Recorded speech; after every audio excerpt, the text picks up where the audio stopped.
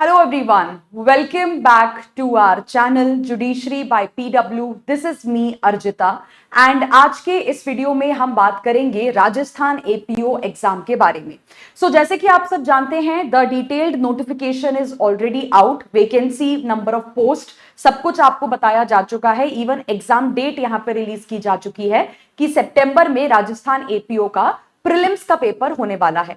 Now you see, इस exam को लेके स्टूडेंट्स के मन में एक छोटी सी दुविधा है, एक छोटी सी प्रॉब्लम है। प्रॉब्लम यह है कि एग्जाम में कई सब्जेक्ट्स पूछे जा रहे हैं, मतलब सिलेबस कोई छोटा मोटा नहीं है, काफी वास्ट सिलेबस है इस एग्जाम का। चाहे आप मेजर लॉज की बात करें, चाहे आप माइनर लॉज की बात करें, चाहे हिंदी इंग्लिश हो, या फिर चाहे आपका लोकल लॉज वाला पोर्शन हो गया। अब स्टूडेंट्स को यह नहीं समझ में आ रहा है कि इतने बड़े सिलेबस में किस चीज को हम ज्यादा इंपॉर्टेंस दें, किस चीज को हम कम इंपॉर्टेंस दें। क्योंकि राजस्थान एपीओ की तरफ से तो ये बताया नहीं गया है, आयोग की तरफ से, कि कौन सा सब्जेक्ट कितने नंबर के लिए पूछा जाएगा और कौन सा सब्जेक्ट आपके सिलेबस में कितना वेटेज कैरी करता है, ये जानना बहुत जरूरी होता है। लेट मी टेल यू, आप किसी भी एग्जाम की तैयारी करना, प्रिपरेशन करना स्टार्ट करें तो जितना इंपॉर्टेंट उस एग्जाम के सिलेबस को जानना होता है, उतना ही इंपॉर्टेंट ये भी होता है कि सिलेबस में पूछे जाने वाली हर चीज कितने नंबर के लिए पूछी जाएगी, कितना वेटेज वो कैरी करता है। बिना इन दो चीजों को जाने आप प्रॉपर स्ट्रैटेजी उस एग्जाम को क्रैक करने की बना ही नहीं सकते हैं। तो आज के इस वीडियो में हम सब्जेक्ट वाइज वेटेज ही समझेंगे कि कौन सा सब्जेक्ट ज्यादा इंपॉर्टेंट है, कौन सा कम इंपॉर्टेंट है और कौन सा सब्जेक्ट कितने नंबर के लिए पूछा जाएगा। नाउ बिफोर आई स्टार्ट, कुछ बेसिक बातें जो इस एग्जाम के बारे में मैं क्लियर कर देना चाहती हूं, ठीक है। उससे पहले आप सबकी जानकारी के लिए मैं बता दूं कि इवन जुडिशरी बाय पीडब्ल्यू अपना राजस्थान एपीओ का प्रीलिम्स और मेंस की तैयारी करवाने वाला जो बैच है वो लेके आ चुका है। 5 तारीख से 5 जून से ये बैच आपका स्टार्ट हो जाएगा। इसमें प्रीलिम्स और मेंस की कंप्लीट प्रिपरेशन आपको करवाई जाएगी, आपको मॉक टेस्ट पेपर्स मिलेंगे, नोट्स आपको प्रोवाइड किए जाएंगे, राइट। इंपॉर्टेंट केस लॉज का कंपाइलेशन आपको मिलेगा, सब्जेक्ट वाइज, टॉपिक वाइज आपको क्वेश्चंस प्रैक्टिस करने के लिए मिलेंगे। तो आप में से जो लोग राजस्थान एपीओ के इस बैच को ज्वाइन करना चाहते हैं, ये नंबर है, इस पे आपको कांटेक्ट करना है। बैच की फीस भी आपको यहाँ पे दी गई है। सो बेसिकली आज का ये जो वीडियो है वो हमारा प्रीलिम्स एग्जाम के ऊपर होने वाला है कि प्रीलिम्स एग्जाम की स्कीम क्या है, क्या पेपर पैटर्न है और जो आपका प्रीलिम्स का पूरा एग्जाम सिलेबस है उसमें क्या चीज कितने नंबर के लिए पूछी जाएगी। तो पहले देखिए, ओवरऑल इस एग्जाम का हम एक स्ट्रक्चर समझ लेते हैं। जैसे कि आप सब जानते हैं कि जो राजस्थान एपीओ का एग्जाम स्ट्रक्चर है उसमें 2 स्टेजेस होती हैं। पहला आपका प्रीलिम्स का एग्जाम होता है जिसमें आपसे एमसीक्यू क्वेश्चंस यानी कि ऑब्जेक्टिव टाइप क्वेश्चंस पूछे जाते हैं। दूसरा आपका मेंस का एग्जामिनेशन होता है जिसमें आपको सब्जेक्टिव आंसर राइटिंग यहां पे करनी होती है। अब अगर प्रीलिम्स की हम यहां पे बात करें तो बेसिकली प्रीलिम्स का जो आपका वेटेज है वो 70-30 के रेशियो में बटा हुआ है।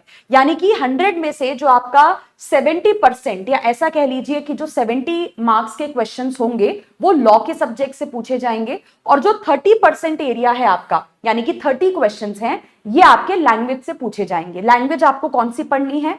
हिंदी और इंग्लिश लैंग्वेज पढ़नी है, जो बेसिक स्कूल लेवल तक की, 10th क्लास तक की हम सबने पढ़ी हुई होती है। यानी कि सेंटेंस करेक्शन करना, वोकैबुलरी, ग्रामर, ये सारी चीजें। अब यहां पे एक बार सिलेबस की बात कर लेते हैं। तो सिलेबस में सबसे पहले तो देखिए, आपसे प्रीलिम्स और मेंस दोनों में ये ओल्ड और न्यू क्रिमिनल लॉज पूछ रहे हैं। यानी कि आईपीसी पढ़ना है तो भारतीय न्याय संहिता भी पढ़ना है, सीआरपीसी के साथ साथ बीएनएसएस भी पढ़ना है, इंडियन एविडेंस के साथ साथ आपको भारतीय साक्ष्य अधिनियम को भी पढ़ना होगा। फिर अगर हम कुछ माइनर लॉज के बारे में बात करते हैं तो इसमें पहले तो आपका एससी एसटी एक्ट हो गया, आपका पॉक्सो एक्ट हो गया 2012 का, juvenile justice act, probation of offenders act और आपका आर्म्स एक्ट। इसके अलावा राजस्थान के 3 लोकल लॉज आपसे पूछे जाएंगे, which is your Rajasthan excise act, Rajasthan public examination act 1992 और जो इसका एक रिवाइज्ड अमेंडमेंट एक्ट आया है साल 2022 का, Rajasthan public examination measures for prevention of unfair means in recruitment act 2022। तो ये जो सिलेबस है आपका इंक्लूडिंग हिंदी और इंग्लिश, ये सेम है। प्रीलिम्स के लिए भी आपको यही सब्जेक्ट्स पढ़ने हैं, मेंस के लिए भी आपको इन्हीं सब्जेक्ट्स को क्या करना है, कवर अप करना है। अच्छा, अब अगर आप प्रीलिम्स के एग्जाम के पैटर्न की बात करते हैं तो पैटर्न पे देखो खास करके ध्यान रखना। ये मैं इसलिए कह रही हूं क्योंकि जब आप यहाँ पे एमसीक्यू क्वेश्चंस को प्रैक्टिस करेंगे, अगेन पढ़ने के साथ साथ आपको एमसीक्यू क्वेश्चंस को भी प्रैक्टिस करते रहना है। तो प्रैक्टिस अपनी इसी पैटर्न पे करना, अदरवाइज इस पैटर्न पे अगर प्रैक्टिस नहीं करोगे तो एग्जाम के टाइम पे आपको बहुत ज्यादा दिक्कत आएगी। देखिए, राजस्थान एपीओ का जो प्रीलिम्स का पेपर है उसमें आपको 4 ऑप्शंस ना देके 5 ऑप्शंस दिए जाते हैं, मतलब हर सवाल में 5 ऑप्शंस आपको देखने को मिलेंगे। ठीक है, अब ये 5 ऑप्शंस क्यों दिए जाते हैं इसको आप समझो। देखो, जो पहले के 4 ऑप्शंस रहेंगे आपके, इसमें क्वेश्चन के 4 ऑप्शंस आपको दिए जाएंगे। ठीक है, आप क्वेश्चन पढ़िए, जो भी सही ऑप्शन आपको लगता है 1 2 3 4 उसमें से कोई भी एक ऑप्शन आपको मार्क कर देना है। लेकिन अगर आपको सवाल का जवाब नहीं आता है तो यूजुअली हम क्या करते हैं, क्योंकि एग्जाम में नेगेटिव मार्किंग भी है, राइट, तो यूजुअली जब हमें किसी सवाल का जवाब नहीं आता है हम उस क्वेश्चन को छोड़ देते हैं, हम किसी भी ऑप्शन को मार्क करके नहीं आते हैं, कोई भी सर्कल हम बबल करके नहीं आते हैं। अगर ऐसा किया तो राजस्थान एपीओ में वो भी नेगेटिव मार्किंग अट्रैक्ट करेगा। ठीक है, मतलब आप किसी भी क्वेश्चन को राजस्थान एपीओ के प्रीलिम्स के पेपर में अनअटेम्प्टेड नहीं छोड़ सकते हो। अगर आपको सवाल का जवाब नहीं आता है, आप अगर कोई भी ऑप्शन मार्क नहीं करना चाहते हो, तो ये जो 5th वाला ऑप्शन होता है इसको आपको क्या करना पड़ेगा, बबल अप यहां पे करना पड़ेगा। ठीक है, तो अगर आंसर पता है तो 1 2 3 4 में से जो भी करेक्ट ऑप्शन आपको लग रहा है उसे आप अटेम्प्ट करके आएंगे। और अगर आप उस क्वेश्चन को अटेम्प्ट नहीं करना चाहते हो, मतलब उस क्वेश्चन का सही जवाब अगर आपको नहीं पता है, तो जो ऑप्शन नंबर 5 है उसको आप यहां पे मार्क करके आओगे। ध्यान रखना, अगर क्वेश्चन पूरी तरीके से अनअटेम्प्टेड छोड़ा, एक भी ऑप्शन, एक भी बबल अगर आप मार्क करके नहीं आए, तो 1/3 नेगेटिव मार्किंग आपकी यहां पे अट्रैक्ट हो जाएगी, 1/3 मार्क्स आपके यहां पे डिडक्ट कर लिए जाएंगे। तो एक बेसिक प्रिंसिपल ध्यान रखना है कि राजस्थान एपीओ के प्रीलिम्स एग्जाम में कोई भी क्वेश्चन आपको अनअटेम्प्टेड यहां पे नहीं छोड़ना है, राइट। अब आ जाते हैं इसके सब्जेक्ट वाइज बाइफरकेशन के ऊपर। इसको मैं थोड़ा सा जूम इन कर देती हूं ताकि आप लोग अच्छी तरीके से यहां पे पढ़ पाएं। तो ये बेसिकली आपका सब्जेक्ट वाइज यहां पे बाइफरकेशन है, किसका, आपके राजस्थान एपीओ के प्रीलिम्स के पेपर का। इसी हिसाब से आपको स्ट्रैटेजी बनानी है और इसी हिसाब से आप क्या करेंगे, यहां पे सब्जेक्ट्स के ऊपर फोकस करेंगे। देखिए, सबसे पहले तो भारतीय नागरिक सुरक्षा संहिता और सीआरपीसी पे आपको ध्यान देना है, क्योंकि यहां से आप 15 क्वेश्चंस एक्सपेक्ट कर सकते हैं। 15 क्वेश्चन 100 में से बहुत होते हैं यहां पे। तो बीएनएसएस सीआरपीसी से आप यहां पे 15 क्वेश्चंस एक्सपेक्ट कर सकते हो, 1-2 मार्क इसमें ऊपर नीचे हो सकता है। हिंदी इंग्लिश तो हमको पता ही है कि 30% 30 क्वेश्चन सीधे सीधे हिंदी और इंग्लिश से पूछे जाएंगे, मतलब 15-15 क्वेश्चन आपके हिंदी और इंग्लिश के आने वाले हैं, मतलब 100 में से 30 मार्क्स आपके यही हैं। तो हिंदी इंग्लिश भी बहुत इंपॉर्टेंट है, इसको भी हमें बिल्कुल भी जो है लेस प्रायोरिटी पे नहीं रखना है। इसके बाद अगर आप बात करते हो आईपीसी और भारतीय न्याय संहिता की, यहां से अगेन आपके 15 क्वेश्चंस आ सकते हैं। ठीक है, 13 से 15 क्वेश्चंस के बीच में आप एक्सपेक्ट कर सकते हो। भारतीय साक्ष्य अधिनियम और इंडियन एविडेंस एक्ट को मिला के आपसे 10 सवाल तक पूछे जा सकते हैं, राइट। इसके साथ साथ अगर हम बात करते हैं माइनर लॉस की, तो पॉक्सो एक्ट से अराउंड 6 क्वेश्चन आप एक्सपेक्ट कर सकते हो। आर्म्स एक्ट से 5 क्वेश्चन आपके आ सकते हैं। इसके अलावा जुवेनाइल जस्टिस एक्ट से 4 क्वेश्चन आ सकते हैं। प्रोबेशन ऑफ ऑफेंडर एक्ट से 3 आ सकते हैं। SC/ST एक्ट से आपके 3 सवाल आ सकते हैं।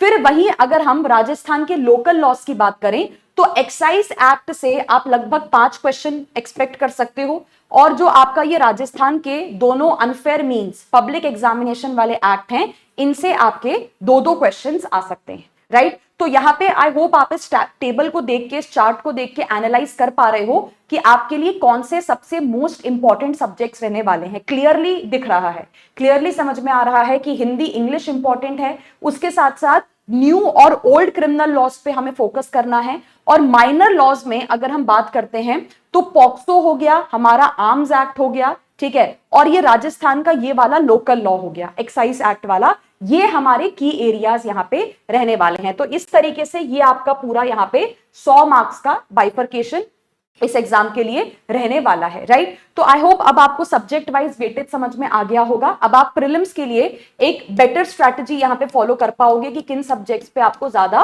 फोकस करना है, कहां से आपके ज्यादा क्वेश्चंस आने वाले हैं। बाकी जैसा कि मैंने आपको वीडियो की स्टार्टिंग में बताया था कि स्टूडेंट्स आप में से जो लोग राजस्थान एपीओ की तैयारी जुडिशरी बाय पीडब्ल्यू के साथ करना चाहते हैं, तो हमारा प्रीलिम्स और मेंस का बैच 5 जून से स्टार्ट हो रहा है। इसमें आपको सभी सब्जेक्ट्स के separate topic wise subject wise practice paper भी मिलेंगे।